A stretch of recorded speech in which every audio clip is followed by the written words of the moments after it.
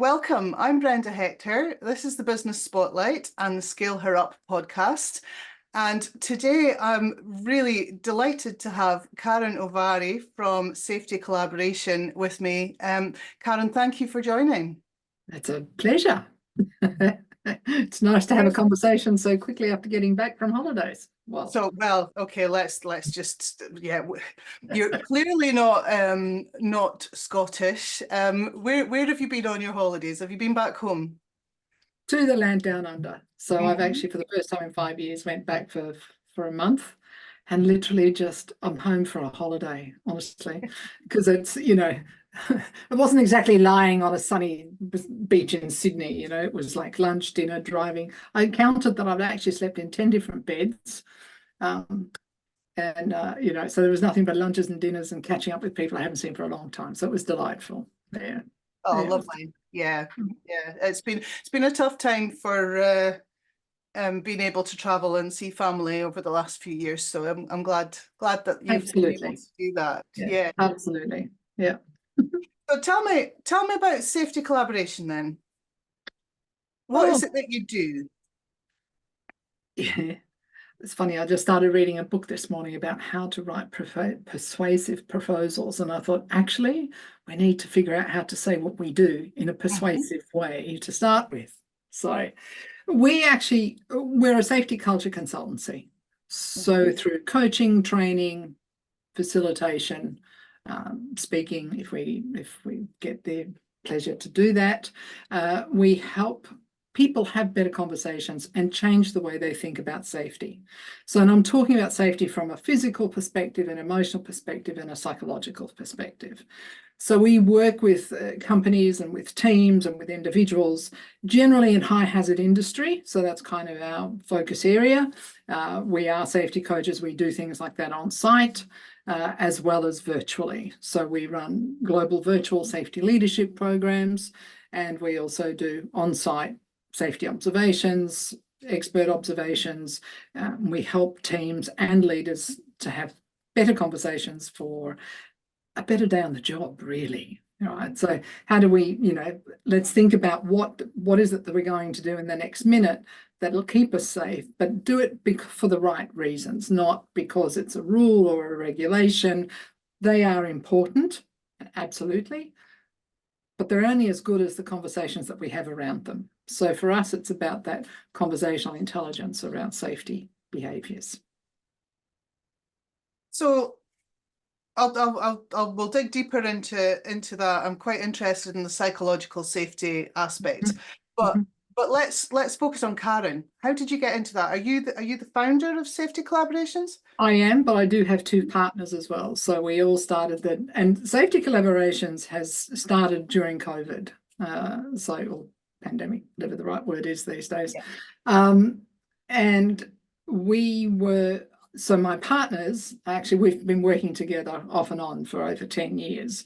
So I met them when I first moved to South Africa from Australia 12 years ago to set up an operation down there, I was the regional director for Sub-Saharan Africa, running our safety leadership programs and consultancy, specifically in that region. I was then brought to Aberdeen just as the oil price crashed, and so that kind of all went as it does. So being a training business, it kind of died. And it was, to be fair, it was a little bit struggling anyway. So I found myself here in September of 2016 going, well, this place looks nice. And so I've been here ever since. And I was here because I have dual nationality. So I'm here as an Australian. I'm not here as an Australian. I'm actually here as an Austrian. It's very confusing, but anyway. So, and I've been doing this sort of work for 20 odd years. And it's one of those jobs that I think sometimes you fall into. And I probably did 20 odd years ago. I started my life in this world working on an oil rig off the coast of Nigeria. So that was the first job. And how I got there was quite funny. So that's kind of where it started. I thought, woof, died and gone to heaven. This is my perfect job. I was a consultant flying in, flying out from Australia to many parts of the world, working on many rigs around the world, doing what we do today as a business. So then it was consulting work as a contract consultant / coach. Funny enough, it wasn't until about 2013 that I realized what I was doing out there was actually coaching. We didn't call it that before. No, absolutely. Right. Yeah. So yeah, so that's really what we do. So I've been running this sort of business for a long time, and then when I started in South Africa, I needed some support. Katrina Kruger joined me, and then I needed another full-time consultant. At the time I had contractors, but I wanted another full-time person, and that's when Nuala Gage joined me. So that was then. I then came here. We all sort of did our own thing for a while, and then through the pandemic, of course, there was opportunity from across the, from South Africa to here to think, right, why not? And I'd already had this name, Safety Collaborations, in my mind. I thought, I think we can do this. And the idea was to actually deliver a lot of what we've been doing virtually, because I do a lot of virtual work. And certainly through the pandemic, I was very, very busy, actually. And also got introduced to a whole lot of new technology that will make that delivery process even easier. So that's when I said to the girls, I said, yay, let's do this. You're available now, so let's do it. And so we did. And since then, Katrina actually now lives in Aberdeen as well. She's migrated here during that time, not easy. And Nuala still is in South Africa. So our focus area will always be this sort of vertical market, if you like, from the top of Aberdeen down to the bottom of South Africa. However, we do work in Brazil and Turkey and all sorts of other places if we're caught there. But we don't reach out to those areas. It's more this vertical market that we're looking at. Yeah. And is it mostly sort of oil and gas, or you said you started off on an oil rig? So yeah. So I guess our experience base is sort of oil and gas and related industries. So working with the contractors, the suppliers, businesses as well. We've also worked in nuclear, in fast rail, in transport, some construction. So there's we're looking to move more. We'd like to move more into the renewables. We're not there yet, but we'd like to move into that areas. It's just about figuring out how to get there. So that's kind of where we're at. The reality, though, of what we do for anybody. I mean, it's leadership and team development, fundamentally. Yeah. Right. Fundamentally, that's what it is. Those are all areas where physical safety is a high. So it's where physical injury and that sort of stuff. But then around your psychological safety thing. Mm-hmm. That could be any type of industry. Well, in any industry. I mean, psychological safety is important in your family home. So, we just didn't, again, it's one of those things, we didn't give it a name many years ago. And now it has a lot more meat on the bones, if you like. As to what it is. I think there's a bit of confusion out there about psychological safety versus psych health and safety versus mental health. They are all related, but they are different. And so for me and the viewers and listeners then, what is psychological safety? It's really about working within a group of people. So often you look at it from a team perspective. And do we all feel like we belong? Do we feel safe to learn, which means we make mistakes, and is that accepted? Do we then feel safe enough and belong enough or included enough to then contribute what we have to bring to the table? And then are we feel safe enough to challenge the system? Now, I don't mean break rules. That's not what we're talking about, right? It's about, okay, is there a better way of doing things? Can we be more innovative? Can we do that? Now, if you're a lone ranger in that team with that idea, how are you treated? As leaders, how we respond matters. So is that person who comes up with an idea or puts up their hand to say, I don't feel safe to move forward with this task, get belittled or feel unsafe in their ability to hold their job, for example. So let's not, so really we should be able to feel safe enough to speak up, to be heard without the fear of retribution in many ways, whatever that looks like. So at the beginning of that psychological safety journey, it's about how do we first make people feel like included? So how do we help people to feel like they belong to this team? And that takes a bit of time, because if you're brand new and you're walking into an existing team, which many of us do, then there's some, how do we help them to feel safer there? And it's a little bit, I often say, it's a bit like being invited to the dance. Now, I might invite you to the dance, and then I'll walk off with my friends and leave you over there as a wallflower. Or I'll invite you to dance and I'll say, come with me and we're all going to jive together, right? And that's the difference. And we've probably all felt that at some point in time. So to me, that's really what psychological safety is. It's about, do I feel safe enough to be me? Yes. Fundamentally, yeah. Without fear.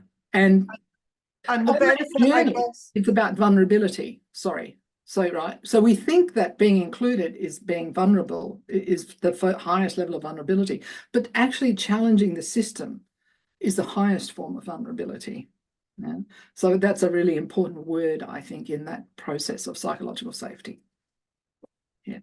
So I think we're very much aligned, myself as a business coach and you in what you do, because it's about getting the team working better in order to get better results for the business, which means then everybody benefits from that. Yeah.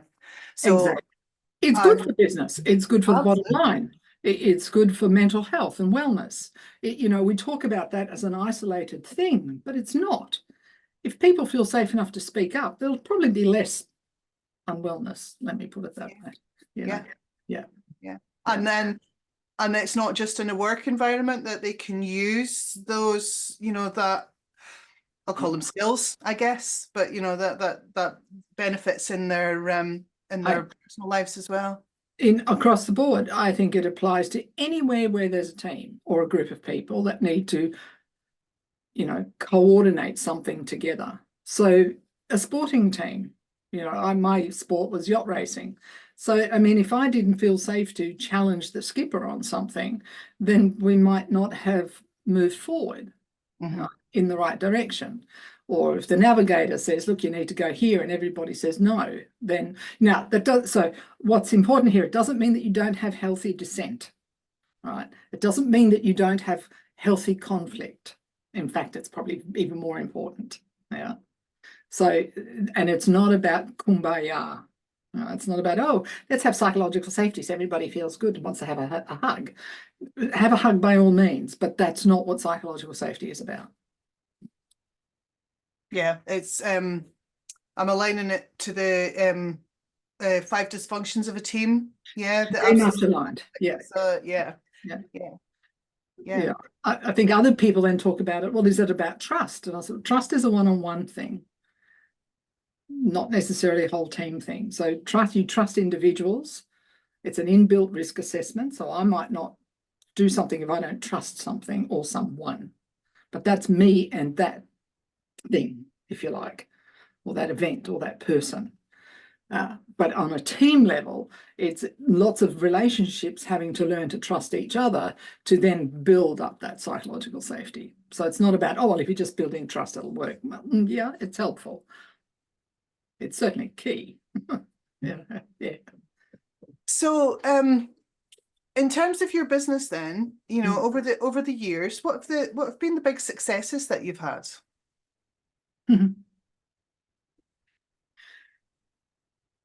I guess in reality, over the 20 odd years, I mean, working with different teams, there's nothing nicer than running a workshop, for example. And we run workshops in some really interesting places. It could be under trees with milk crates. It could be in a very nice hotel somewhere, or it could be on the helideck of an oil rig, right? Or somewhere close to it. And what's really nice is when you do those sorts of workshops and have those sorts of conversations, when you see the aha moments. and in that person. So we're all about making a difference to the individual, and then the collective of individuals that makes a difference to the business. We very much believe in the return on investment and what we're doing. So I think the success stories, I mean, we've been on rigs where for 2 years working with the crew and the team so that don't have incidents, or we help the incident rate come down.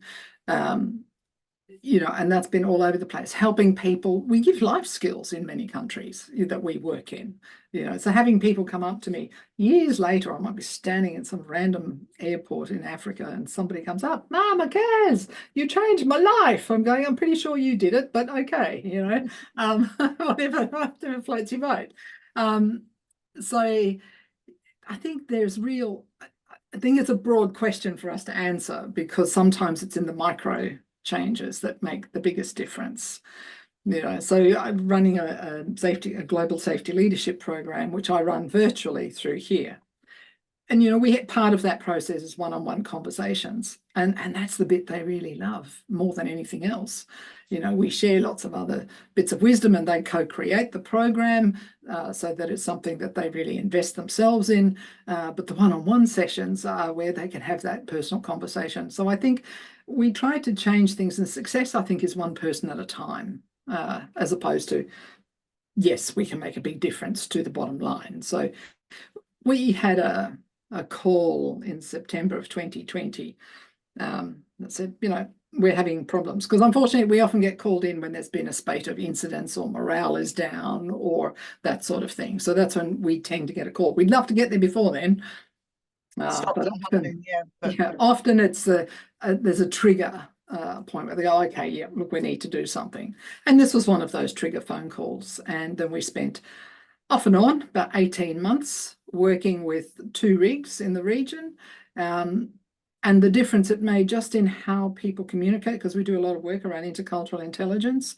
So because on these rigs you can have, it's probably a bit different here, but out in places like Africa or Turkey or Middle Asia, you can have 20 plus different nationalities on board, all having to work towards a common goal. And they don't all speak the same language. They don't think the same. We don't view the world the same way, because we are observers of our own worlds. So how do we get people to have those conversations together, even without the same language? So we do a lot of work with that as well, and that makes an enormous difference.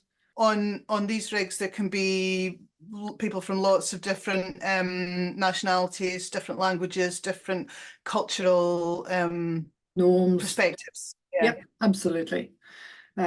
So we talk a lot about something called the 3 colors of worldview. So we'll have, and we all have a mixture of these 3 dimensions, if you like. But we talk about cultures that have strong honor shame background, or power fear background, or innocent guilt backgrounds, and they view the world differently in terms of the relationships you've got to have and how to get things done. So if I'm talking to someone who has a strong innocent guilt background, they're probably very strong on rules, regulations, how, there's a strong sense of right and wrong, and a little bit of a proven innocent until proven guilty sort of thing. In a more honor shame environment, well, then it's about, well, how do we, and of course, how we then react when things go wrong is very important here. In somebody that has a very strong honor shame background, it's about how do we honor everybody, even if something has gone wrong. So that it's not about what we would consider, innocent guilts would consider right or wrong, but rather, okay, something's happened. How do we not dishonor everybody involved? So that makes a big difference as to how we show up when things make mistakes or. So is that like a blame culture? So the innocent guilt, no? Well, the innocent guilt might be a little bit more on the blame culture side, actually. Yeah. So, and then the other one that they wouldn't not as much. So there it's a bit different. So they might, how they would do in the more traditional sense, right? How would they deal with it when things go wrong, or if somebody does something that's not good for the community. Because interestingly, honor shame and power fear are much more community oriented than innocent guilt in this current day and age. If you think innocent guilt, we're a lot more individualistic, right, type of people. But in the other two, albeit they look at it differently, the power fear is, well, who do I need to be involved with? Who do I need to speak with to make sure that things go the way we need them to? It's about relationships, and in the honor shame also, but more in the community sense of things. So it's more about the group, right? So they all, so it's an interesting space to be working in. Fascinating. Yeah. Yeah. And even though we may not talk about that particularly when we're out there, we do activities and things to help people realize that, because we do a lot of experiential learning to help them just through an activity without, we don't have to give them all the words. It doesn't matter. It's how people learn through being and feeling. So we'll run activities that will say, well, okay, so here's a scenario. How would you make that decision? How would you make that decision? And we put a line and we'll put them at the two ends of that polarity. And they'll stand somewhere on there and go, okay, so if we're going to have a safety moment, how will that impact us? If that's how we share or make decisions, and that's how you share and make decisions, how do we do that so that we can collectively come up with the best decision with the information that we have that suits everybody? I guess it's about helping people understand that different people have different perspectives. So what Absolutely. I think is the right answer might not be what they think is the right answer. And understanding that. Or the approach will be different. Yeah. Like, right. I mean, I can't tell you how many times I've had I have told that person 10 times how to do that. And I said, well, my friend, you need to change the way you're telling them. Because obviously the first 10 didn't work. Communication is the response you get. That's what we say. Yes. It's the misconception that because I've spoken, someone's understood me. No, not at all. Not at all. Yeah. So we've kind of touched on some of the, the pandemic and stuff like that. But what have been the big challenges that you've had to overcome as an entrepreneur? I think, where does the next sale come from? I think sales is a really hard part for entrepreneurs. And I feel that when we got a little bit, I wouldn't say lucky, because that phone call was after, a 12-year relationship with somebody. I don't mean relationship, but, we've worked together in the past. So it was a relational sale, right? But we're, getting that space now is, we have I think one of the biggest things is, how do you strip away all the noise and make it succinct? I actually think that's one of the most difficult things to do as a business leader or as an owner, right? Founder, doesn't matter, right? Even as a leader of a team. How do we have so much skill, so much experience that we want to go bleh, right? Which is why I actually said, let's start a podcast. At least that way we can just talk about it all, which we did. And and going strong. But so how do we distill that down? And that is just a work in progress. It just doesn't stop. How do we distill it so that it's easy to say? So when your first opening question was, I explain what you do, I just suddenly had this little mental, going, oh, shit, there's that question. Again, yes. And some of the work that we do, people have said, we don't know what you actually do out here. You sprinkle your fairy dust, it makes all the difference in the world. So it's very difficult to put that on your homepage, and say, we sprinkle fairy dust, hire us, doesn't work like that. So how do we make it so that there's a value proposition for whoever's wanting to speak to us? I feel that is possibly an ongoing process, and there's never a finality to that. I'm sort of coming to that conclusion. And so I think that's one of the most difficult bits, especially in today's, it's very easy to go and make a lot of noise, if you're on LinkedIn, if you're running a podcast, if you're doing this, that, and the other. But how do you actually snap that sale? Right? How do you actually get that next sale? So I think that's probably one of our most difficult challenges at the moment. Communicating your value and turning that into customers. Yeah. Absolutely. Yeah, I think it is one of the greatest challenges. Yeah. As you might imagine, as a business coach, talking to a lot of business owners And imagine. every week, that's a very, very common Yeah. problem. And I think we get into business to deliver our product or service, Yeah. not to be a salesperson, but No, actually, if we're in business, we're in sales, aren't we? absolutely. And I think that's a shift. And then once you realize, well, actually, that is my job, right? Particularly these days, because I'm more in that side of it now, is how do we get to the next, how do we grow this business? How do we, how do we get that next client? How do we, what's the next product? How do we open the next business stream, income stream? There's all of these, and how do I do it all at the same time? And it can be actually quite overwhelming. And I know there are certain days I stand here and I stand sometimes at the screen and go, oh, crap, where do I start? Yeah. I have a lot of whiteboards in Canva, and try to map it out. And we're doing quite a big exercise on that at the moment, and then getting agreement on what that is, because I have probably quite clear ideas on what I think it should be, but I need to open that up. And yeah, so and then figuring out what is the best help, because I think also we do need a bit of help. But trying to figure out what's the right help to help us go through that process. Yeah.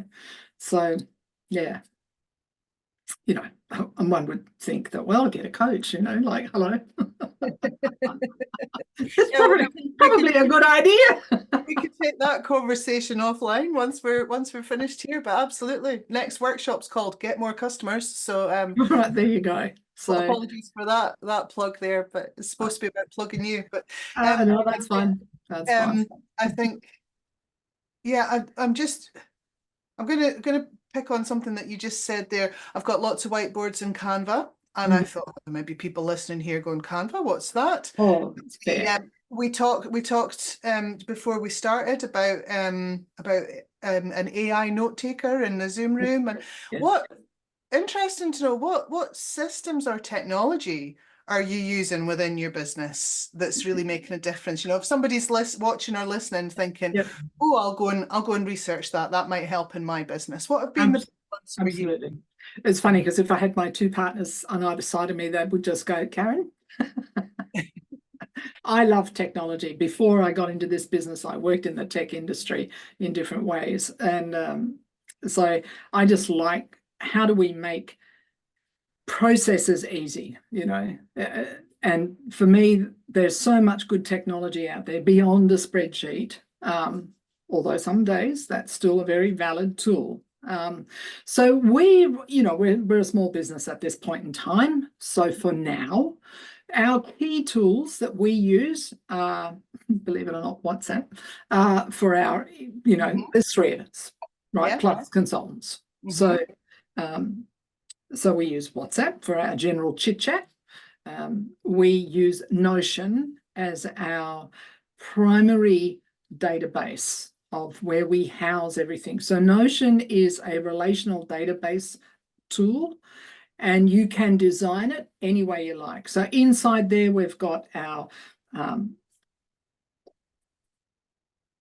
everything, to be honest, and it links to outside. So we work with Google. We have a Google Workspace, so we work with a Google Drive at the moment that links to all of this. So we use Notion, and in Notion, you can design it to be whatever you want each field to be. So we've built our own little CRM inside there because we don't have thousands of contacts yet.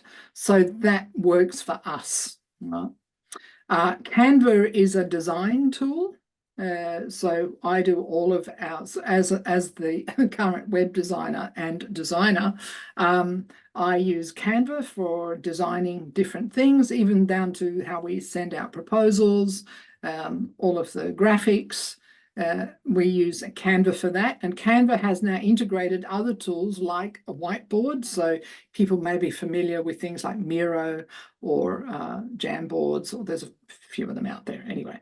But I've actually could let all of that go now because the Canva whiteboard, which is an infinite space that you can do mind mapping or structured flow charts or whatever you like. So that is where we work. Another tool that I Brilliant. use. I use Canva. I didn't know it did that, so Oh thank you. yeah, yeah. No, the whiteboard's fantastic, right? And I think if you're on the free version, I think you have some access. I'm not 100% sure. I do tend to pay for everything. We tend to pay for things because I don't want to have to keep saying, no, I don't want to upgrade today, right? So it just annoys me. So we do pay, but they really, for what they do, they're cheap. Well, Right? Canva's £10 a month, isn't it? Oh, Like that. we've got a team version, so it might be a bit more, but same with Notion. It's it's what they call a SaaS product, which is a service as a software application. So it means that there's a recurring fee on a monthly basis, and they just work. They really do. Um, so they're probably our key tools. I also use another product called Session Lab, which is where I do design presentations or programs, workshops, everything gets done in Session Lab. It's brilliant. And then we also use another tool for delivering our virtual programs, a tool called HouseSpace. And HouseSpace is a digital facilitation platform. It's been around actually for much longer than most. It's a finished product. And it was actually designed about 20 odd years ago to capture big data in big conversations. So it's had AI built into it for a long time. So it does all sorts of things like word clouds and summaries and theme clustering and sentiment analysis. Those types of AI tools are built into it. It's probably one of the cleverest tools I've ever come across. I love it. I'm a fangirl anyway. So we use it to deliver programs. So it's very interactive. It's not like you still need a Zoom or a Team or something to see people, even though it has an inbuilt version. But for big rooms, I prefer these tools. And of course, Zoom.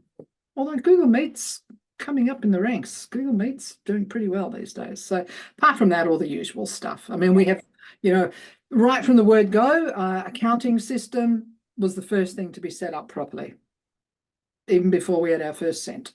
It was, we'll set this up properly from scratch. So Katrina looks after all of that. She's sort of more operational and customer support, whereas Nuala and I are more front facing and design. So yeah, so they're probably our key tools. Yeah. Brilliant, very helpful. Yeah, I mean, I use WhatsApp lots, but I wouldn't have said that's a tool that I use in my business. But of course it is. Yeah, Yeah. yeah. And Lots, you can lots. set up business accounts with it as well. Yeah. There's a whole bunch of Client things you can do groups with it. and Yep. yeah, my team and yeah, Yep. it's great. I Yeah. used to be a big fan of Slack. And Slack, I still use it, but it's a bit expensive, and for what we need, it's too big a product, to be honest. We don't need it, so I still use it for a couple of other groups that I'm in and manage. But for the most part, for our business, it's actually WhatsApp. Brilliant, Yeah. brilliant.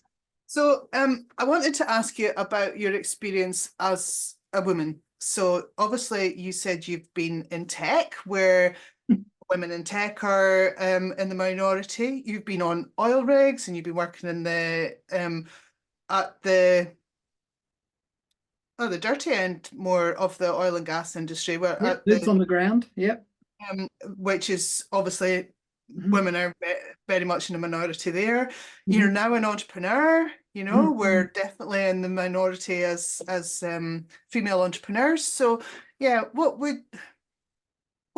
your experience been like, and what advice would you give to someone else coming behind you?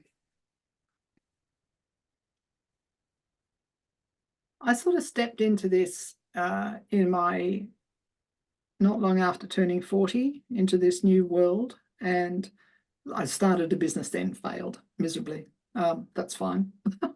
Well, that's not true, actually. I learned a bit, and it was early days. I was a little bit ahead of my time and didn't have the finances to do it. But anyway, funny enough, as a result of that, I actually went and did an expedition yacht thing around Antarctica for a year before I moved to oil and gas.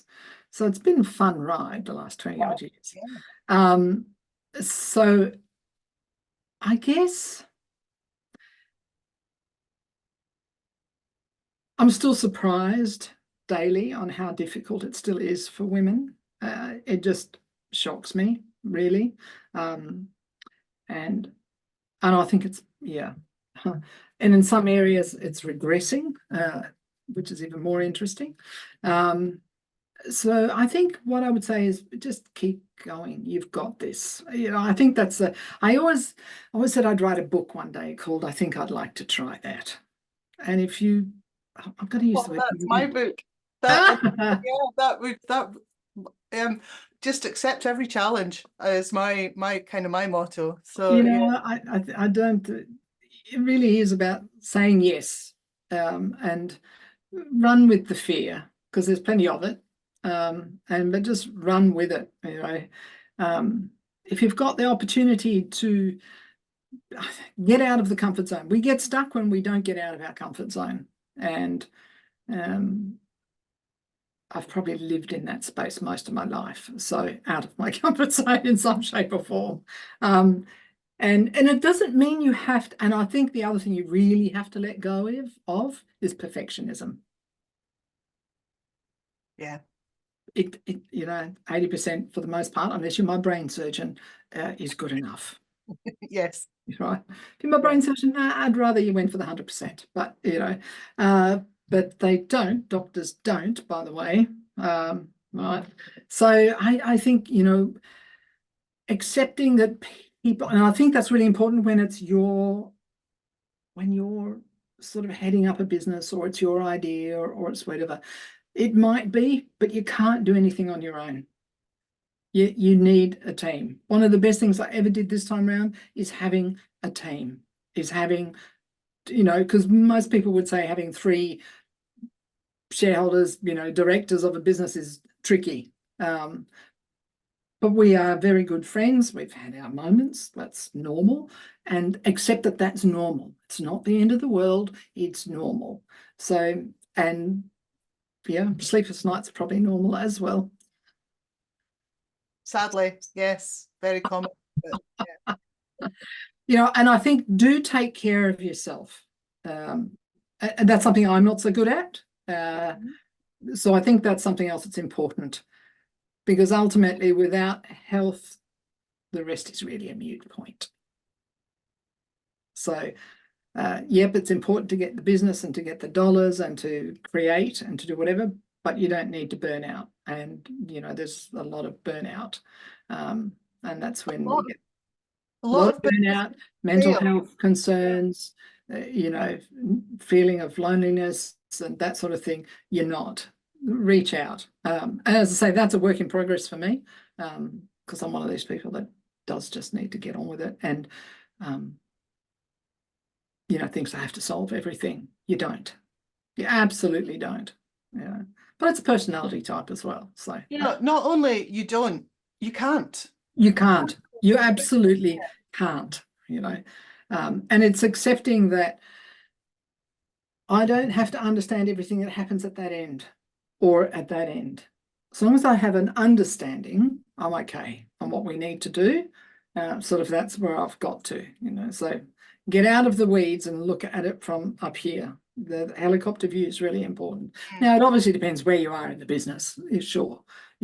At this moment, if you're the only one who's got to make everything happen, then you kind of got to live through that. But as soon as you can let something go, let it go, because then you make room for something else to come in to help grow. Yeah. Yeah.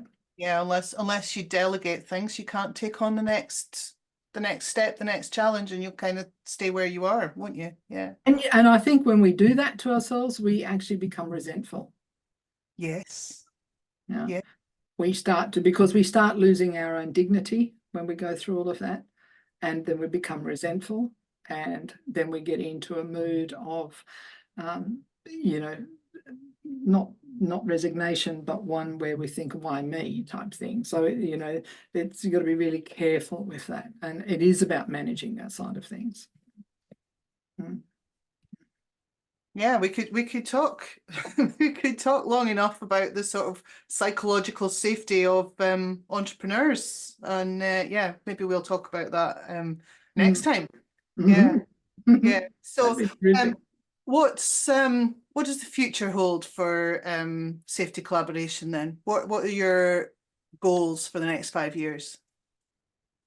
My next least favorite question. Um, uh, Oh, you need a business coach to help you get that clarity. I think that that's different for every person in the business at the moment because Yeah. we're all at different stages of life and have different, environments that we need to work through.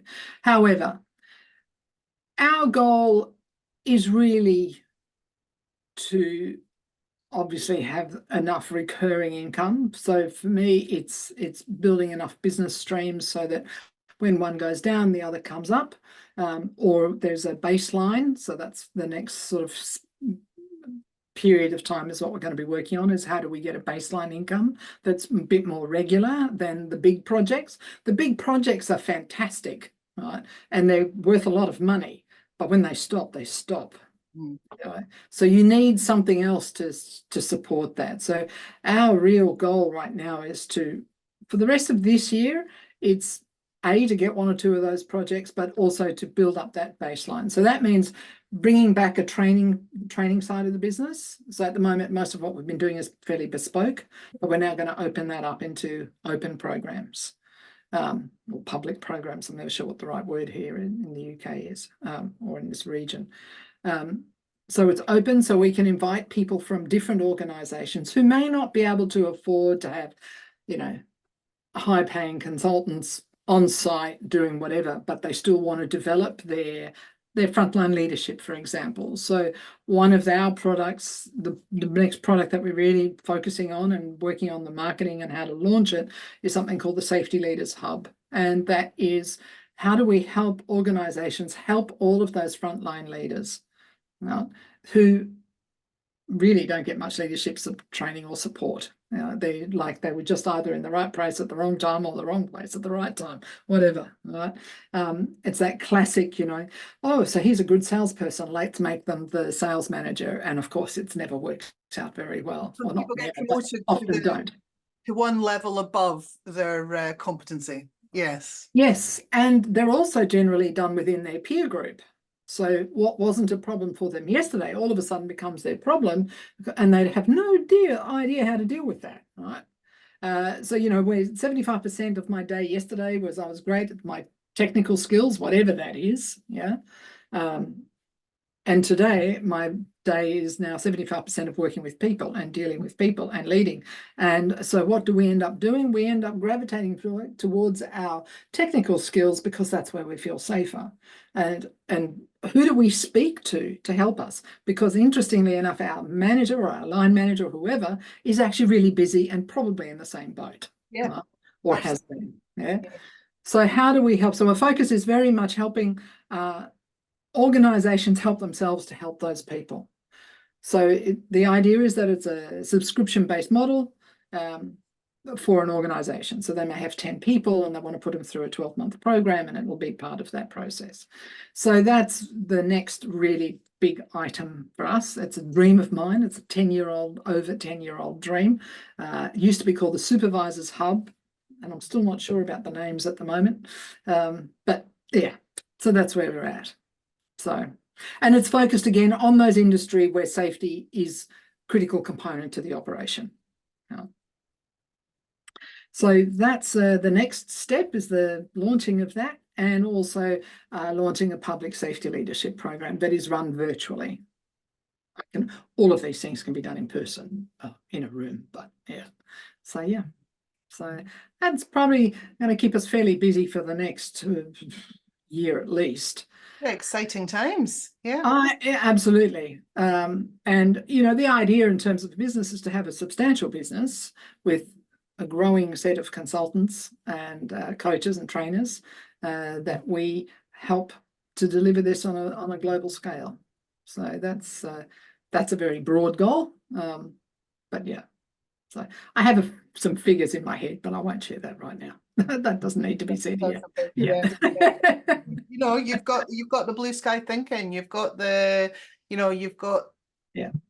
lots of opportunities for development. It sounds like a very exciting time for for the three of you. Yeah, brilliant. Yeah, it is. And part of this process has been learning about ourselves as well as, because I remember years ago reading a book, and I think it was by Robert Kiyosaki. It's called The Cash Flow Quadrant. Mm-hmm. And it looks at, what your mindset, the bit that I really enjoyed about this book was the mindset of an employee versus a solopreneur versus an entrepreneur versus a business owner. And they're all different. Yes. And you have to kind of, if you've all been an employee all of your life, to go from employee to a business owner is hard work. Very hard. Right? Let alone even a solopreneur. Solopreneur is one thing, or even to an entrepreneur, right? So it's really hard work. And I've been doing this on my own now for a long time. It still, I think, okay, now I've got to think differently. Right? We've had conversations around, no, we don't treat ourselves as consultants because we're not. We own the business. It's a business thoughts that we have to have, Absolutely. It's a big challenge that I have with my clients. Quite a few of them have the employee mindset, and Yes. actually what they've just created for themselves is created a job rather than see there's much more opportunity when they see it as a business and see themselves as an entrepreneur or a business owner. Yeah, exactly. And I think even the word entrepreneur has to be carefully used, because just because you start a shop doesn't make you an entrepreneur. It just means you're creating a little business that'll keep you happily ensconced for however long you want to do that for. I think entrepreneurial is quite a different set of skills, and often I think an entrepreneurship is about exit strategies, exactly what I was going to say. They don't see themselves as if they see themselves as a business owner or a solopreneur until they want to get out, and then they go, is this worth anything without me? Exactly. So yeah. So I think the other thing is in the business side of things is really thinking about, well, where is the real value, especially if you've got a service business like us. Like, there's not a physical product per se. Now, we may build some programs and things that somebody might want to buy one day, but we didn't start this business with that mindset. However, since we've started the business, we're starting to think, well, what do we sell? If somebody wants to come to us and want to buy us or the business, what is it that we'd be selling? So now we're focusing on how do we build, because money's in data, right? So how do we build that data? How do we build that intellectual property that has real value beyond just what we do? So that's probably the 5-year goal now, although we're still not really looking at it as an exit strategy. It's more well, if somebody did come to us with the right amount of money, would we sell? Or do we actually really like where we're at? We'll worry about that when the day comes. So it's not about, okay, we're going to build this business for the next 5 years to exit. No, we don't want venture capital. We don't want anybody else's money. So we probably are more aligned to business ownership and how do we build the layers that you need and the steps that you need to grow inside that business, so that we can all live the life we want to live. That's our primary goal, and be in service of others. Absolutely. Yeah, I think you've just described what I do. So yeah, we'll take that conversation offline. Karin, we're going to have to do this again because I think we could get we just came down one avenue. I think there are other areas that we could definitely have talked about. I think we're very aligned. I've been sitting here like a nodding dog, agreeing with so much of what you've said. So it's been an absolute pleasure to have you on. Thank you so much for taking the time. No, it's been a joy, actually. It's good fun. Good fun. I enjoy it. I like doing these things, actually. So yeah. Me too. I've really enjoyed it. Thank you.